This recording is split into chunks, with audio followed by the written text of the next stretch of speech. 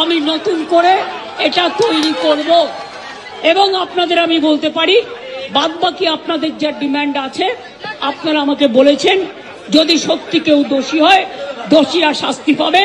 দোষীরা কেউ আমার বন্ধু নয়, দোষীরা কেউ আমার শত্রুও নয়। আর আপনারা যারা ভাবছেন কেউ আমার বন্ধু, আমি তাদের চিনি না, আমি তাদের চিনি না, আমি তাদের জানি না এবং আমাদের সাথে কোনো সম্পর্কও নেই।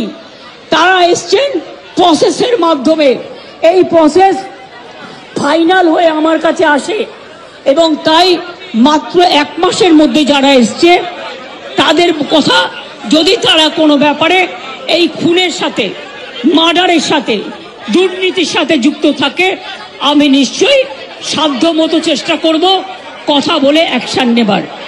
আমি আবার আপনাদের কাছে বিনীত অনুরোধ করব যে আপনারা নিজেদের মধ্যে কথা বলুন, কথা বলে সিদ্ধান্ত নিন এবং আপনারা কাজে ফিরুন। আপনারা আমার ভাই বোন, এটুকু জেনে রাখবেন আপনাদের জন্য সিম্প্যাথি, আমি কোনো অ্যাকশন নেব না। আমি ইউপি পুলিশ নই, ওরা এসমা জারি করেছিল, ওরা 6 মাস মনে রাখবেন স্ট্রাইক র্যালি বন্ধ করে দিয়েছিল। আমি এসব করব না, আপনারা নিশ্চিন্ত থাকুন। কোনো ডাক্তারের বিরুদ্ধে, কোনো কারো বিরুদ্ধে কোনো অ্যাকশন নেবার আমি বিরুদ্ধে। আমি জানি আপনারা অনেক কাজ করেন, মহৎ কাজ করেন। আপনাদের ছাড়া সিনিয়ররা, যেটা কিডনি ডিপার্টমেন্টে মারা গেছে, ক্যাথলেবও চেঞ্জ করতে পারে না, ক্যাথিটার চেঞ্জ করতে পারে না। সেই জন্য আপনাদের আমাদের প্রয়োজন। আমি আপনাদের বলবো আপনারা ভেবে চিন্তে সিদ্ধান্ত নিন। আর যদি আপনারা আমাকে বিশ্বাস করেন, আমি যখন আপনাদের ধর্ণা মঞ্চে আসতে পেরেছি আপনাদের একজন সহযোদ্ধা হিসেবে, তখন মনে রাখবেন যে আমি আপনাদের, যদি আপনারা বিশ্বাস ভরসা রাখেন, বাদ বাকিটাও মনে রাখবেন আমি আস্তে আস্তে করে, একদিনে তো সব হয় না, করতেও সময় লাগে, আমাকে একটু সময় দিন। আমি নিশ্চয়ই সাধ্যমতো চেষ্টা করব। আমি দুর্নীতির কোনো একটা টেন্ডার কেস আজ পর্যন্ত আমার কাছে আসেনি। কোন রোগী কল্যাণ সমিতি কি কাজ করে এটা আমি জানি না, এগুলো আমার আন্ডারে আসে না।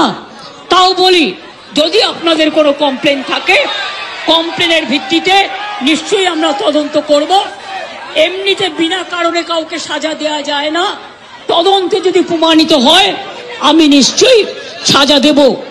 আর একটা কথা, সুপ্রিম কোর্টে কেস চলছে, মনে রাখবেন 17 তারিখেও ডেট আছে। আমি চাই না আপনাদের কোনো ক্ষতি হোক। আপনাদের দিদি হিসেবে আপনাদের কাছে আমি অনুরোধ করতে এসেছি। আমি মুখ্যমন্ত্রী নই, আমি মুখ্যমন্ত্রী হিসেবে বলতে আসিনি, আমি আপনাদের দিদি হিসেবে বলতে এসেছি, যাতে আপনারা না ভাবেন হ্যাঁ আমি চিফ মিনিস্টার আছি,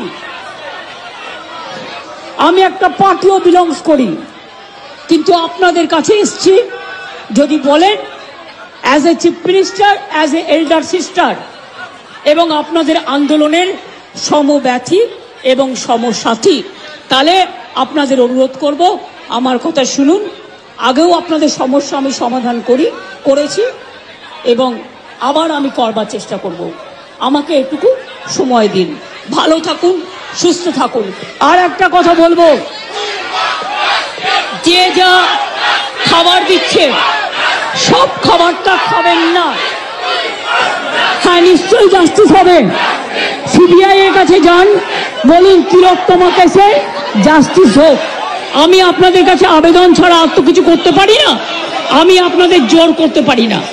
আমি আপনাদের কাছে আবেদন করে গেলাম, যদি আপনারা মনে করেন আপনাদের ধর্ণা মঞ্চে আসার ফলেও, আমি 26 দিন অনশন করেছিলাম, মনে রাখবেন সিপিএম গভর্নমেন্ট ছিল পাওয়ারে, একদিনের জন্য কেউ আমাকে কথা বলতে আসেননি, কিন্তু তা সত্ত্বেও আমি এসেছি। তার কারণ আমি মনে করি আপনাদের কাছে আসা মানে এটা নিজেকে ছোট করা নয়, এটা নিজেকে বড় করা। তাই আপনাদের আবার আবেদন করব, আপনারা বসুন, আপনারা আলোচনা করুন, করে সিদ্ধান্ত নিন। আমার এটা লাস্ট চেষ্টা আপনাদের জন্য করে গেলাম। বাদ বাকিরা যদি আমার উপর ছেড়ে দেন, আপনারা জাস্টিস পাবেন, আপনারা ইনজাস্টিস হবে না, এটুকু আমি বলতে পারি। অনেক ধন্যবাদ, নমস্কার, এবং আপনাদের সকলকে অনেক অনেক ধন্যবাদ।